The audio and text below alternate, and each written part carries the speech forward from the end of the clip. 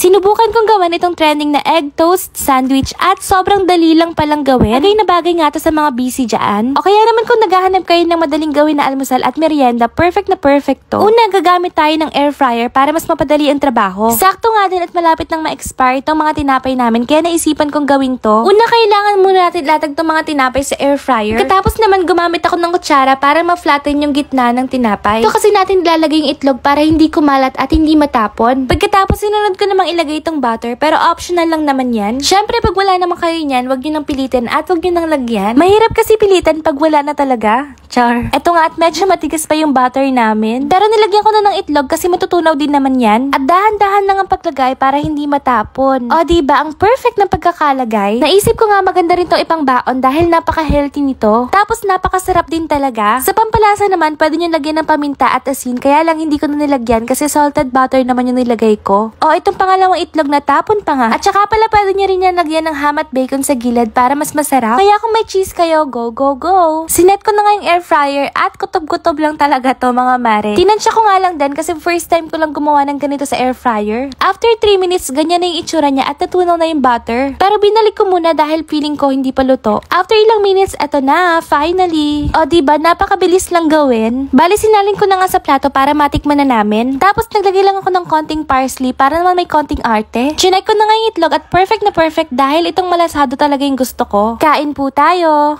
At nabudol nga ako ng air fryer nitong Gaabor. At ang tanong, sulit nga ba ang air fryer na to? Palagi ko kasi itong nakikita kaya nagpabudol na rin ako kasi mura lang naman. Itong air fryer ay bagay na bagay sa mga taong busy. At nakakagaan talaga siya ng trabaho. Napakatagal nang nauso to at ngayon ko lang talaga na-appreciate. Nakakapag-multitask nga ako pag gumagamit nito lalo na kung ipiprito lang ang ulam namin. 4.5 liter yung capacity nito at touchscreen na rin siya. Saktong-sakto lang kung konti lang naman kayo sa bahay. Touchscreen na din to at sobrang sulit talaga kasi sobrang mura lang. Ilalagay ko na lang sa comment section yung link kung gusto nyong i-check. Sa unang tingin, hindi mo aakalain na pantakip na ng mga pagkain. Buti na lang nakita ko to kasi madalas plato yung pinagtatakip namin sa mga tirang ulam. At sobrang nakakasikip talaga ng ref. Mukha nga siyang shower cup pero food cover daw talaga to. Subok ko na nga to at kayang-kaya niya pati yung malalaking bowl. May garter din pala to para seal talaga yung pagkain at hindi mangamoy sa loob ng ref. Minsan nga pag nag-marinate kami, ito na yung ginagamit ko pantakip kasi mas convenient. Tsaka syempre nakakabawas din ng hugasin. Sobrang convenient talaga nito gamitin at hindi talaga kami nauubusan yan. Ilalagay ko na lang sa comment section yung link kung gusto niyo rin.